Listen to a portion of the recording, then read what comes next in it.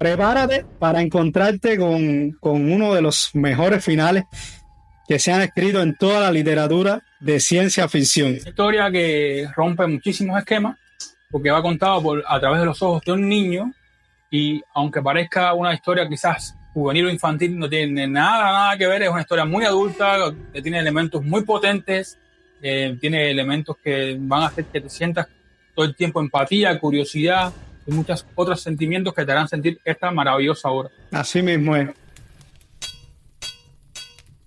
Bienvenidos a nuestro podcast, La Última Fragua. Hoy estaremos hablando de un libro que en su momento revolucionó la literatura de ciencia ficción, que asentó las bases para muchísimas historias que se escribieron también después, y un libro que es súper interesantísimo y que también un amigo nuestro nos ha pedido ya muchísimas veces. Ya Gabriel nos tiene ahí ya quemado, dale, para que hablemos del libro y del libro. Esto para ti. Y bueno, para empezar ya a entrar en contexto y comentar ya, o sea, entrar directamente con el libro, cuéntame un poco de este libro. De hecho, no hemos dicho de qué libro todavía vamos a hablar. Sí, vamos a hablar, como muchas personas ya intuyeron, del juego de Ender, uno de los historias que más peso ha tenido en la ciencia ficción de los últimos tiempos, además de, para secreto de nadie, si siguieron ya nuestro podcast anterior, sabrán que es mi historia favorita de ciencia ficción, por un gran margen. Además de eso, podemos decir que fue un libro que fue publicado en 1985. También, como era usual en ese momento, fue primero que todo un cuento que se publicó en la revista Analo, la misma revista que publicó Dune. Recuerda que habíamos hablado de eso. Hyperion y un montón de historias de ciencia ficción que fueron, que estuvieron en el boom en esa época. No, es una revista de mucho prestigio. Sí. Todavía hoy en día existe, pero bueno, ha perdido supuesto muchísimo peso en la era digital. Uh-huh. Pero bueno, fue un cuento, antes que nada, que fue publicado en 1977 y después, en 1985, el autor retomó el cuento que tenía, lo amplió y lo publicó quizás con un formato más expandido y expandió la historia un poco más. El favorito mío es el cuento, pero la novela corta, por así decirlo, uh-huh, que inicia la noveleta, sí. Esta historia está muy bien hecha y muy bien fundamentada. Sí. De hecho, ganó el premio Nebula. Ese año lo rompió. Sí, ese fue uno de los primeros, una primera historia que rompió por completo el esquema. Uh-huh. De todo, ganó los 3 premios de ese año. Exacto. El Nebula, el Hugo, el Ignoto y una serie de cantidad enorme de otros premios. Sí. Fue una cosa que arrasó. Y por completo hizo que todo el mundo se quedara totalmente... sí. El Ignotus realmente lo ganó en el 94, o sea, unos cuantos años después de la publicación, pero en el año que publicó sí ganó un montón de premios. Incluso cuando publicaron el cuento, ya el cuento había también tenido nominaciones al Hugo y había tenido unas cuantas nominaciones. Eso se veía venir que era una historia que iba a influir bastante. Y entonces esto fue tan poderoso, o sea, hizo tanto peso que, bueno, el escritor escribió una serie enorme de novelas sobre ello, uh-huh, sobre la evolución de muchos de sus personajes, tan así que hay inclusive sagas paralelas de muchos de sus personajes, sí, que son secundarios en esta historia. Hay sagas precuelas que cuentan la historia de algunos personajes que ocurren de forma mucho más superficial, como los mismos padres de Ender o el mismo comandante que le enseña muchos de sus elementos. Es una historia que tuvo tanto peso dentro de la ciencia ficción que se expandió a muchas más obras, sí, en este universo. Entonces, para ir entrando ya un poco en lo que es la trama de Juego de Ender, digamos que para ponerlo un poco tú sabes, en la introducción de la trama y ubicarlo un poco en contexto de la trama, ubiquen un poco el año 2070, corre el año 2070, la humanidad está devastada, la Tierra ha sido atacada por una raza extraterrestre que en el libro se conoce como insectores. sobre todo por el parecido que tienen esta raza con los insectos que nosotros conocemos, como son como lo que nos podríamos imaginar como una hormiga gigante o algo así.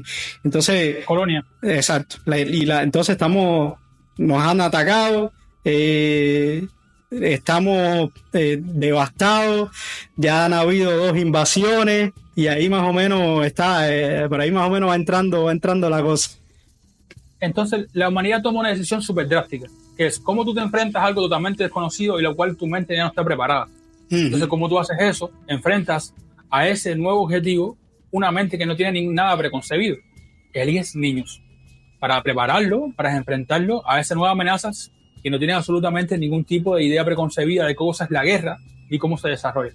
Exactamente. Y entonces tomas los niños más talentosos de toda la humanidad, los que sobresalen, para que sean los nuevos dirigentes, no ni siquiera eso, porque el lío es que ubíquense en esta historia.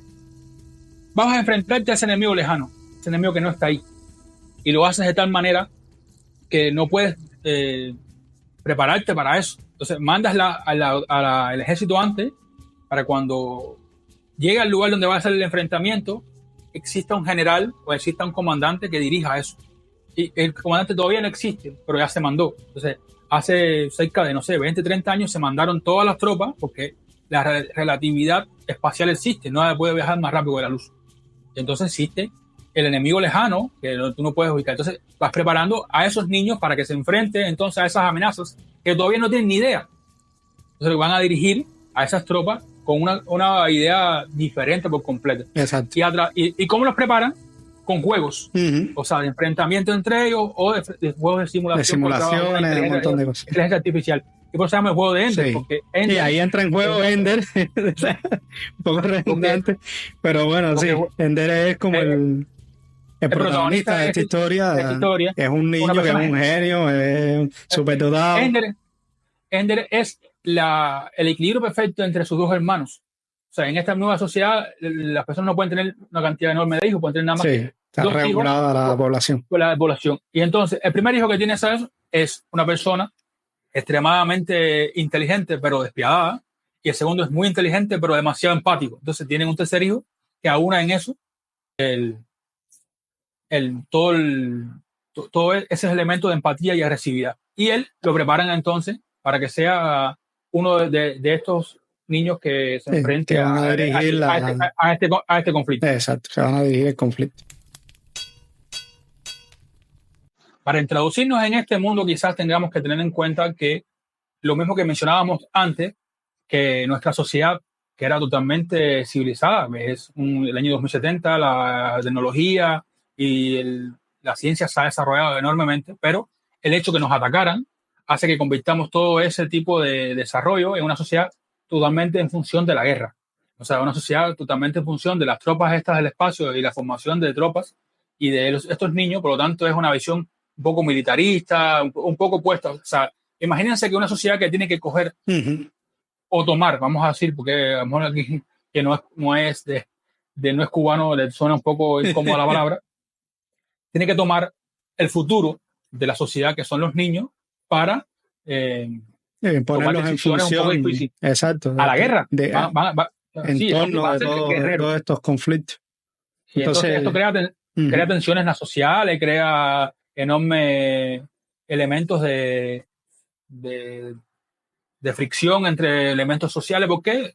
Pero la civilización siempre es lo más importante. Tú tienes que siempre sobrevivir. Ese es el plan, ¿no? Entonces mandan a los niños a esa escuela de batalla y demás. Esto es una parte, podemos decir que es una de las partes, digamos, importantes en el desarrollo del world building de este libro, del juego de Ender, y de lo que, o sea, de cómo Orson Scott concibió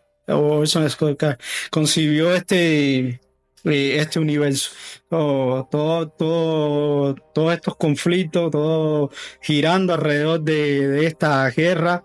Ahí nos encontramos eso mismo que estaba diciendo, la escuela de batalla, que es una parte importante también de world building aquí, donde entrenan a todos estos niños, porque son niños la mayoría, para luchar contra esta civilización que está en conflicto con la humanidad. Sí, están preparando ellos están preparando en teoría a los comandantes del futuro. Y están preparando para que cuando se enfrenten a ellos no sean niños, sean ya que quizás jóvenes adultos. Lo que pasa es que la violencia no tiene tiempo. Si a ti te atacan, tienes que defenderte. Tienes que defenderte con lo que tienes. Y lo que tienes son esos niños que son quizás los que más capacidad de adaptación a los cambios bruscos tienen. Sí, porque eso sí está probado, la psicología lo tiene. Está probado que los niños son capaces de adaptarse con mucha más facilidad a condiciones adversas, porque están en pleno crecimiento. La psicología detrás de la elaboración de esta historia está muy bien construida. Sí, sí. Y no es una historia para nada, o sea ni infantil, ni juvenil, ni nada más. De hecho, las cuestiones filosóficas de fondo son bien potentes. Sí, los conflictos éticos y sociales que se presentan en esta historia son bien complejos y bien profundos. Es digamos, una gama de temas que en ese momento quizás no estaban demasiado explorados tampoco. Fue una cosa en la que este libro también, digamos, que innovó un poco, sobre todo por esta visión de presentarnos todo desde la perspectiva de un niño que no entiende muy bien, vamos a decir, la imagen exacto, de por qué está ahí, qué es todo lo que está pasando. ¿Qué se espera de él? ¿Qué se espera de o sea, de él, así mismo? Su lugar en toda esa historia. Además, que es un lugar que no eligió. O sea, no es como el clásico soldado que muchas veces, yo me enrolo y lucho. No, es que eligieron por ellos. Y eso hace preguntas fundamentales. ¿Qué es lo importante a la hora de qué tanto tú estás dispuesto a sacrificar por la salvación? No, por el hecho de poder ganar la guerra. La guerra siempre. De obtener la victoria, de salir y de sacar a la civilización adelante. Y de fondo podemos tener además que la tecnología aquí, o sea, uno de los elementos más importantes en el world building del libro, sí, sobre el cual se sostiene es sobre la red ansible, porque se recuerdan que hablábamos hace unos minutos de que se había mandado ese ejército antes, lo que permite que ese ejército se pueda controlar de forma tan peculiar es que existe una cosa llamada la red ansible, que es una tecnología que permite a la humanidad comunicarse de forma instantánea. Sí. Y eso es lo que hace que esos comandantes pueden dirigir esas tropas que están a años luz de ahí. Por lo tanto, permite un nivel de táctica y estrategia bastante potente. Sí, digamos que todos estos elementos que él supo poner bien en esta historia son los que en gran parte contribuyen a enriquecer esta historia y a presentarnos algo refrescante, algo nuevo, algo diferente, que es a la misma vez también muy disfrutable porque es una historia dinámica, muy bien escrita. O ritmo álgido. Sí, es bien dinámica. Imagínense que es formato noveleta, o sea, yo creo que nosotros comentamos, son unas 80 páginas o algo así alrededor. El cuento, ya la noveleta. Sí, la noveleta es un poquito más larga. 170, por ahí. Pero igual, que sea bien corto, o sea, no es nada como, por ejemplo, El Archivo de las Tormentas, mil no sé cuántas páginas, ¿no? Es una cosa bien rápida, bien dinámica, todo pasa a un ritmo, es ágil, es bien ágil. Y no sueltas el libro, porque es una cosa detrás de otra ahí, o sea, la evolución de cada uno de los conflictos está muy bien hecho, es que este es muy buen escritor. Sí. Como estamos hablando hasta ahora, los elementos o los actores que intervienen en este conflicto, en este tipo de historias, no son muchos, porque además que la historia es relativamente corta. Podemos decir que de un lado están los personajes, que son los niños, que son los futuros dirigentes de este nuevo ejército que se está formando. De otro lado están los profesores, que son grandes generales del pasado, que tratan de luchado en las guerras anteriores. Que tratan de transmitirle a esos niños sus experiencias y su visión de cómo se debe luchar cierta guerra, además de un elemento importante que fue uno de los pocos comandantes, por así decir, que pudo enfrentarse a los insertores en la primera cruzada.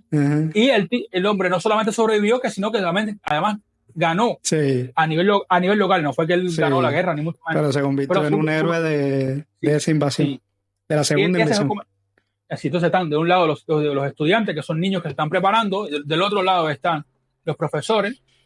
Hay un elemento de atrás que no se menciona mucho, pero es el elemento político. Es el que está poniendo presión alrededor de la función de estos niños en la sociedad, cómo se deben manejar, no sé qué más. Un pequeño fracción que son los padres de esos niños, que se cuestionan la necesidad de que tengan que poner a sus hijos en peligro para supuestamente salvar a la humanidad o qué sé yo. Y por otro lado, un elemento que se menciona muy poco, que es el elemento de los insectores, que se nos mencionan de forma deliberada como el concepto realmente de xeno. O sea, cuando se ha hablado de xenofobia, el miedo a lo otro, el miedo al extraño, aquí se toma la palabra como tiene que ser. Hincapié en sembrarte esa xenofobia contra esos insectores. Que es diferente, que es el enemigo a batir, es aquello extraño, diferente, que tiene que ser eliminar, todas esas cosas. Y esos son los elementos que están ahí en pugna o colaboran. Exacto, realmente no es como que hayan en esta historia, en el juego de Ender, como unas facciones, así en el sentido tradicional de la palabra, que podemos hablar como de facciones que están bien definidas. Más bien son elementos que están que forman parte de la historia y que están interactuando entre sí, pero no hay una separación como tal, así de facciones como pudiéramos encontrar en otras historias de fantasía y de ciencia ficción. Para hablar un poco de los personajes que conforman esta historia, vamos a comenzar, por supuesto, por el protagonista, que es Ender. Ender Wiggins, ese es el apellido.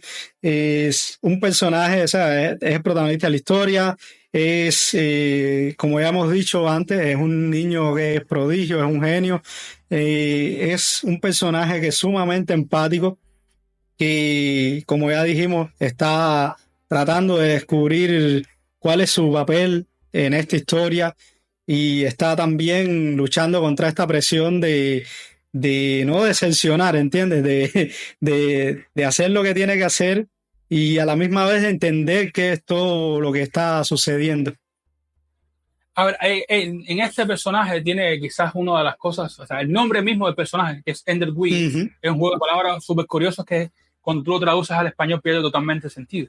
De hecho, ni siquiera se hace, porque también se llama Andrew Wiggins. Pero Ender es como Terminador o algo así. No sé cómo traducir eso de forma el finalizador coherente. O algo así. Algo así. Ajá. Y entonces, pero es de hecho un modo que él mismo se adquiere, ¿no? Porque es una persona que siempre es capaz de niño de tomar decisiones rápidas para terminar con soluciones. Y Wiggins es también un aforismo quizás de winning, o sea, de ganador. Entonces es un juego de palabras súper curioso que existe dentro del inglés. A lo que tú decías antes, le decíamos también que él era hermano de dos personajes prodigios. Su hermano, que es una persona súper inteligente, pero extremadamente agresiva y falto de empatía. Su hermano mayor es bien violento. Y su hermana, y manipulador. Súper manipulador. Es una persona extremadamente apegado a sus intereses. Y la hermana, que es una persona súper compasiva, tan compasiva que no puede tomar decisiones difíciles. O sea, ejercer violencia. Le cuesta mucho trabajo. Y entonces él es el equilibrio perfecto. Tiene un equilibrio entre esas dos cosas. Ejercer violencia cuando sea necesario y incluso ser despiadado, y tener la empatía y la compasión necesaria para saber cuándo parar. Y por eso es que también un personaje tan carismático. Entonces, de otro lado también estaba el elenco de personajes que el coronel Graff, que era el director de la escuela, que también es una persona que interviene muchísimo en su formación. De otro lado también tenemos el héroe que decíamos, el Master Rackham, que es el héroe que detuvo la segunda invasión y se convirtió en héroe y está bien involucrado también en la preparación de estos niños. Sí, de hecho, En la escuela siempre, la escuela de batalla está dividida en dos fases. Está la escuela de batalla normal y después está la escuela de comandancia, hasta donde van los dirigentes a dirigir no sé qué más. Los líderes. Y ahí, si los líderes, por así decirlo, que todos van a ser líderes, pero a un nivel diferente, ¿ves? Entonces, ahí se forma lo que después se diría a ser la camarilla de Ender. Es un grupo de amigos que va formando y que van ajustándose a las necesidades de él a la hora de definir. Hermano, son tan unidos que son capaces de unirse a Ender en cada uno de sus proyecciones mentales, además que son genios todos también. Sobre todo, un personaje extremadamente interesante, que es uno de los mejores personajes que yo he visto en cuanto a cómo se retrata, que es el personaje de Vin. Vin es la versión extremadamente adulterada de lo que es Ender, un táctico gigantesco, sin la capacidad de carisma. O sea, Ender por sí mismo dirige a cualquiera. O sea, es capaz de un líder natural.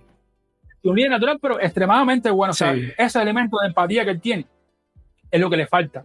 Quizás, o sea, que lo que le hace es que conectar con las personas. O sea, porque la empatía no es más la capacidad de conectar con la gente. Exacto.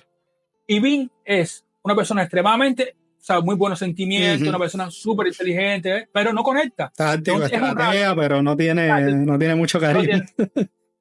Él era un rarito. Es seco. Es como muy introvertido.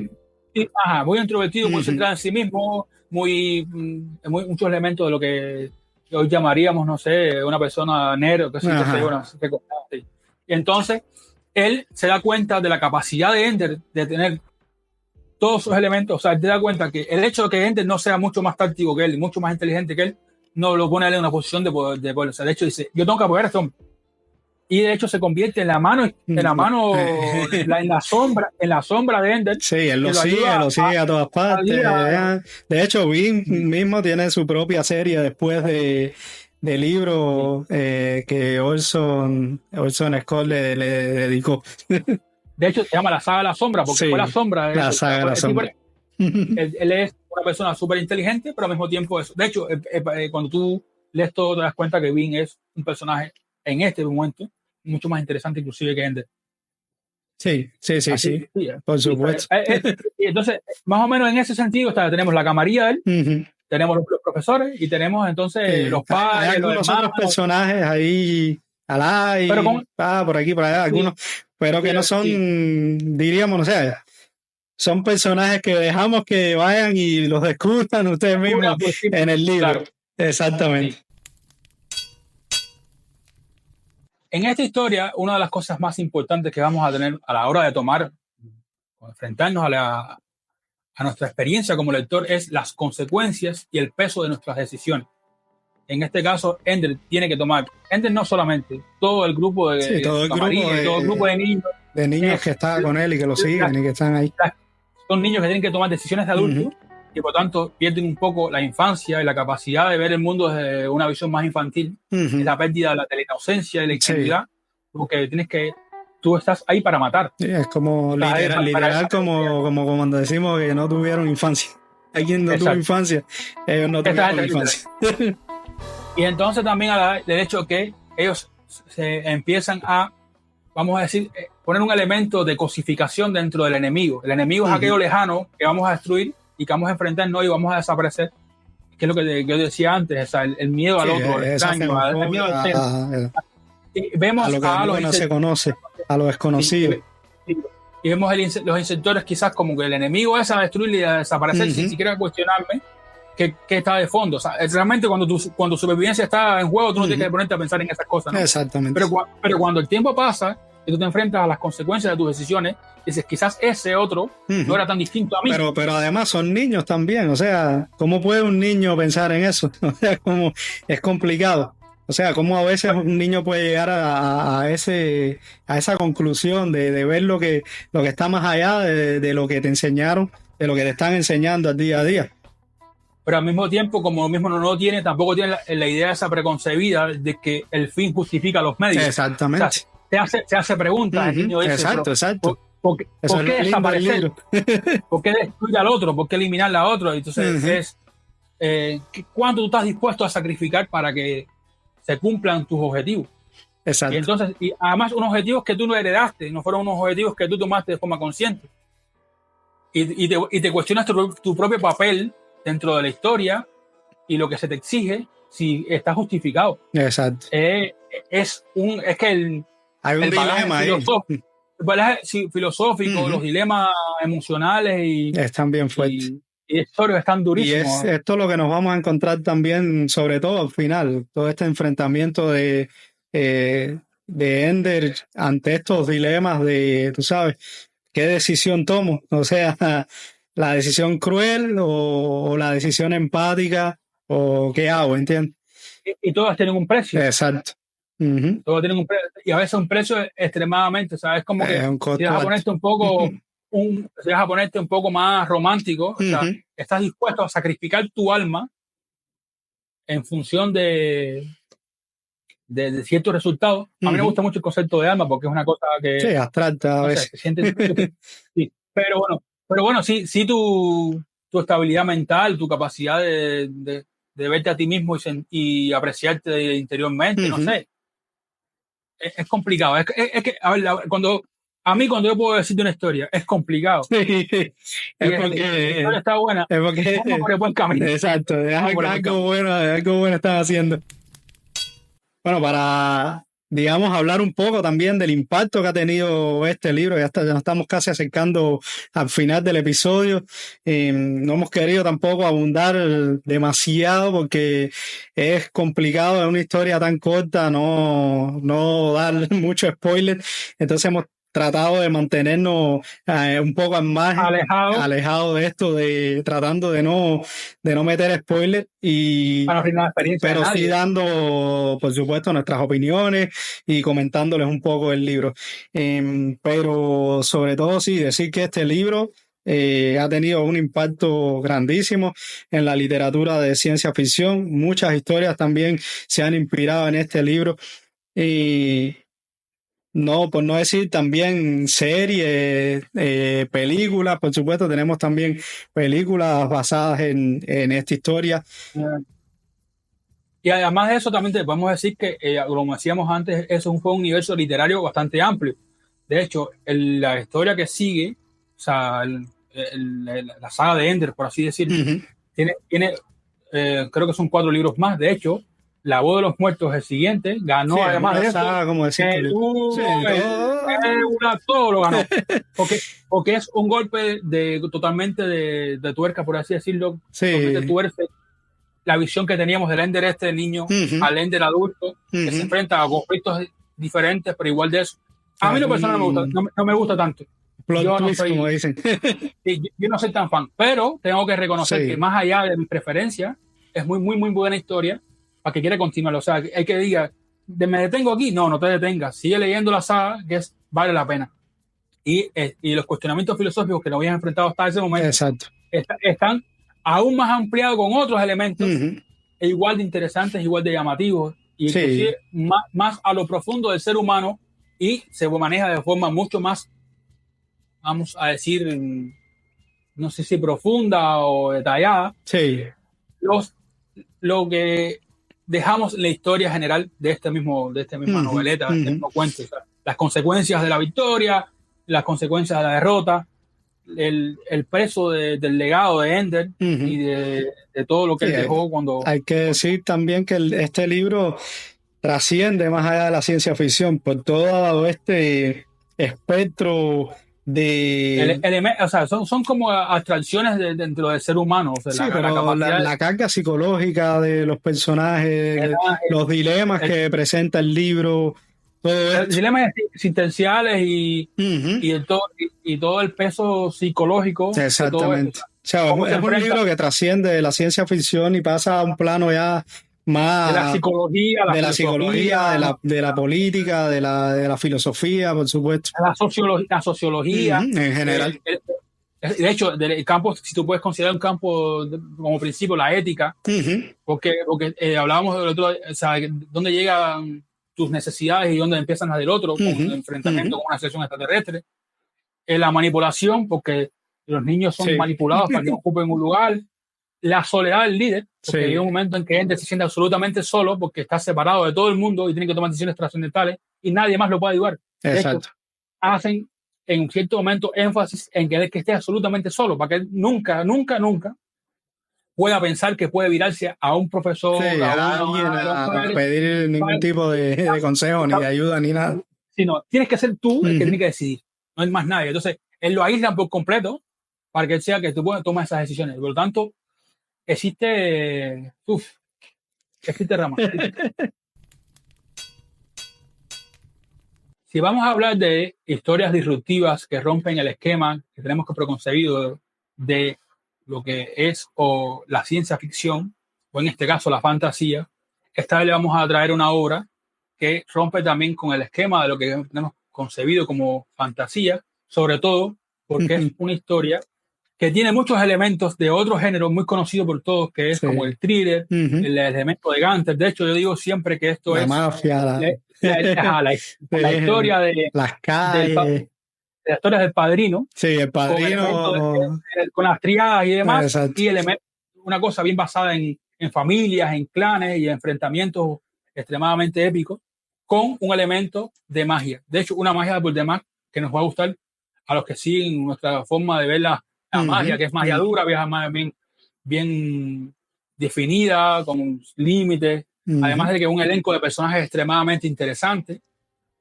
No vamos a decir más. Síguenos en nuestro próximo episodio, nuestra próxima historia, nuestro próximo podcast, para que se enteren entonces de qué va esta historia, que es nada más y nada menos que Los Huesos Verdes de Fonda Lee.